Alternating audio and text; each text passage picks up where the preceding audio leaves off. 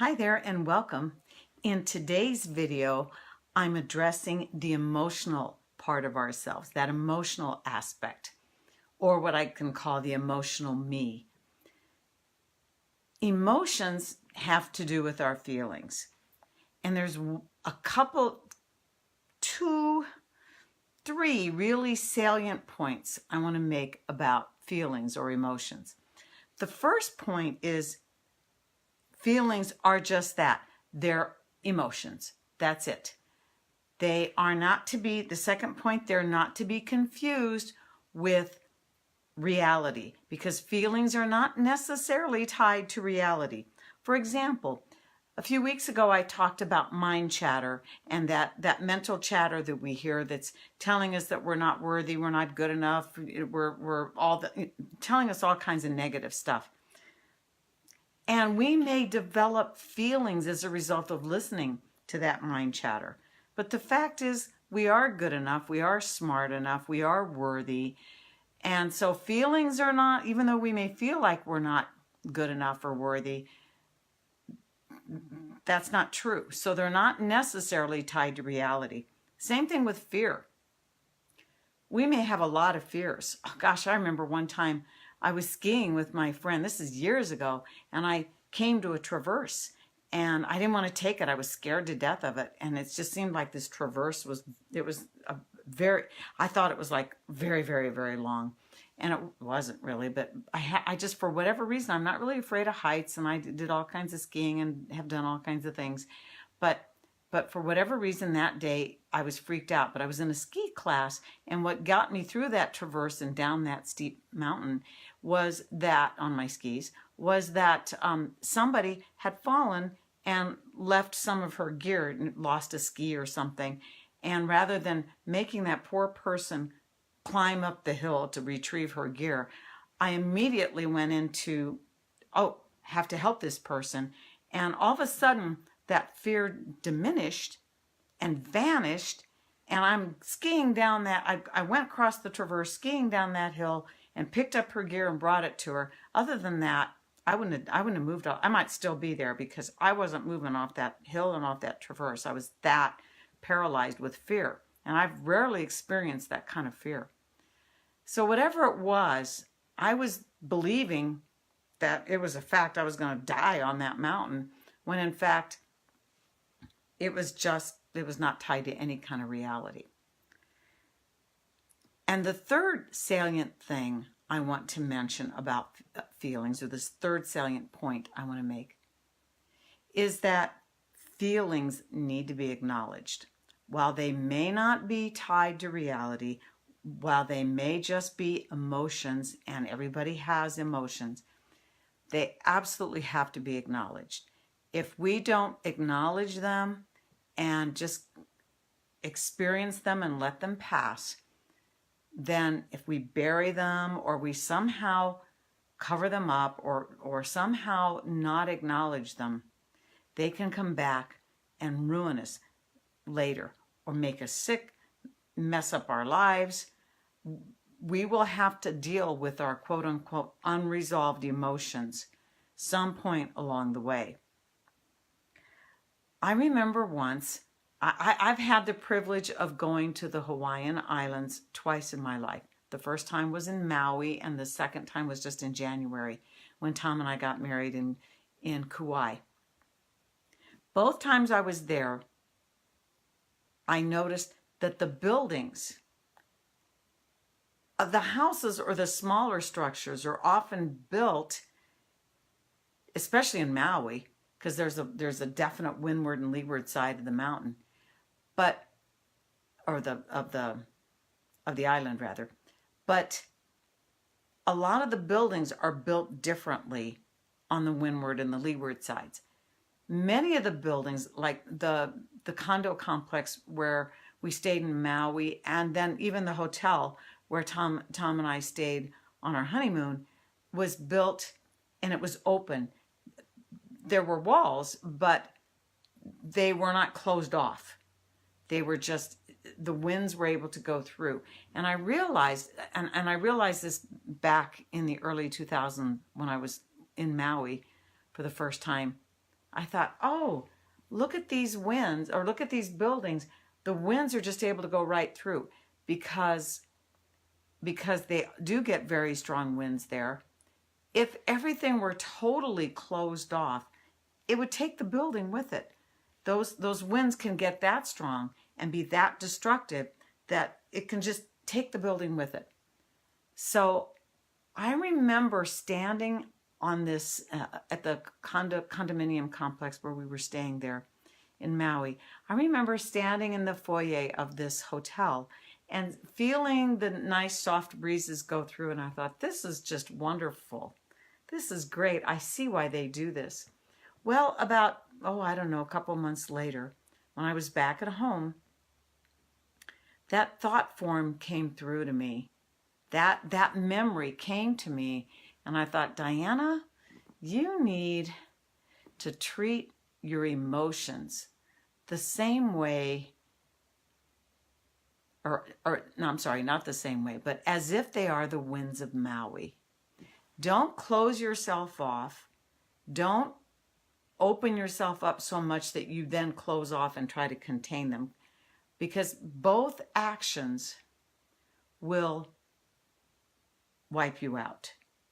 What I need to do is when I have these feelings, especially negative feelings, then I need to treat them like the winds of Maui and just let them pass through. I experience them, I acknowledge them, and then I let them go. I have been so freed from a lot of emotions, especially negative ones, having that philosophy and developing that vision in my mind and that memory, that it's really made a huge difference in my life, because I could be totally hung up based on what my feelings were. And it's really important. Remember how I said a few weeks ago, that which we bury or plant grows? And so if we don't acknowledge our negative feelings, and if we don't do something with that, and then just kind of let them pass and work our way through it, and we may need to get help with that. That's no sin to have to get a little help sometimes. Then it can really mess up our lives. Another time, I'm thinking of a time where somebody very, very close to me died. I was 16 years old, and this lady was a dear, dear friend of my mom, was one of my mom's best friends. Her name was Claudine, and any of my siblings can tell you about Claudine. She was kind of our surrogate grandmother, because we were raised away from our grandparents, and she and her husband, who had no children, were they were sort of like our grandparents. They were probably about 10 or 12 years older than Mom and Dad, and very, very good friends. And oftentimes they took us when Mom needed some help. And so instead of going to Grandma and Grandpa's house, or in our case, Nonna's house or Nonno's house, we went to Claudine and Bill's. Well, she died of cancer. And I remember I saw her a very short time before she died, and it was clear she was terminal. I was so young and so inexperienced with these things that it kind of freaked me out, because she didn't even look like herself. And so therefore, when she died, I mean, it kind of freaked me out to see her. And then a couple of months later, when she died, I kind of didn't have much feeling, because she didn't look like herself even in the coffin at the wake. And so it was like I kind of just went into denial about it and didn't even deal with it.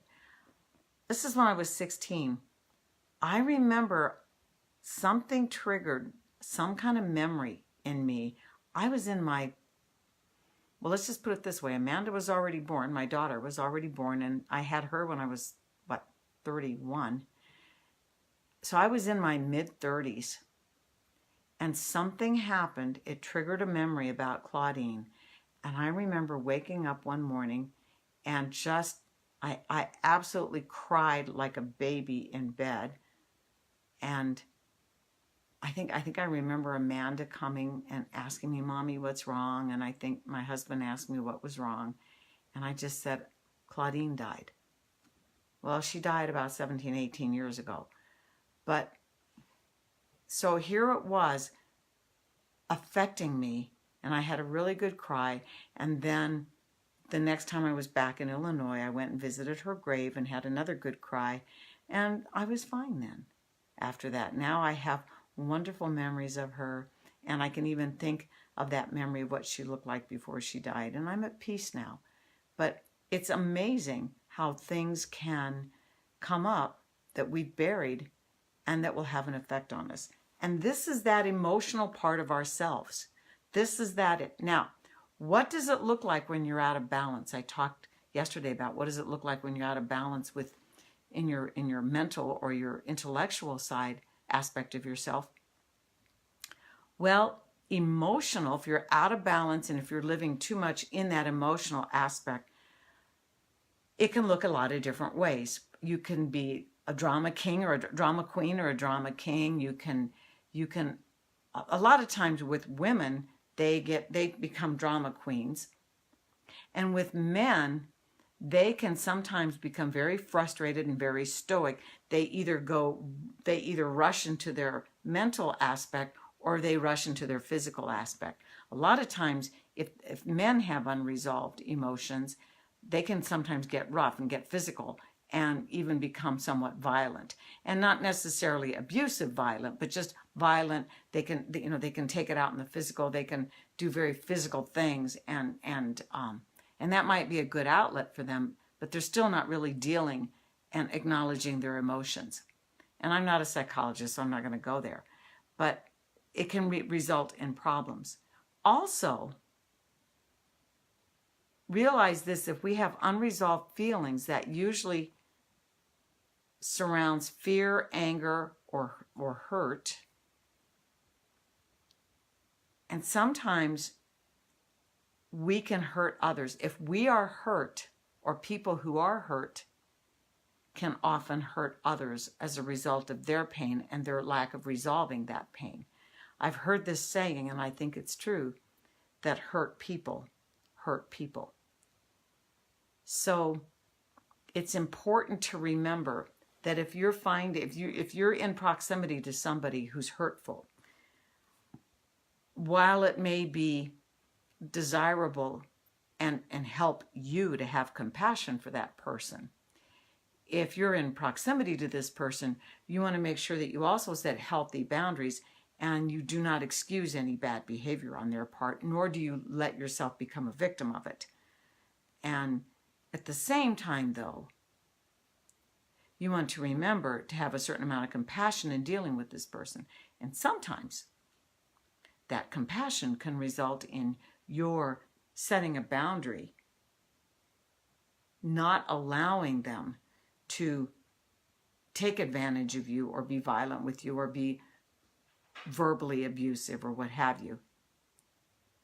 And maybe even having to remove yourself from their orb for a while. That's totally acceptable. You are allowed to take care of yourself and say your small children who are not able to take care of themselves. You are allowed to protect yourself and your loved ones. So we don't necessarily have to excuse bad behavior. But at the same time, when we realize that somebody may be hurting, we don't have to attack back or hurt back. Realizing that hurt people, we can then deal with them from that level as opposed to any retaliatory level. Those are a few interesting things to talk about on this day. Oh, what day is this? Is it day 36? Yes, it's day 36 of 100. Glad to have you on board watching these videos. Have a very pleasant evening, and I will be back with you tomorrow. This is Diana Papilli saying good night.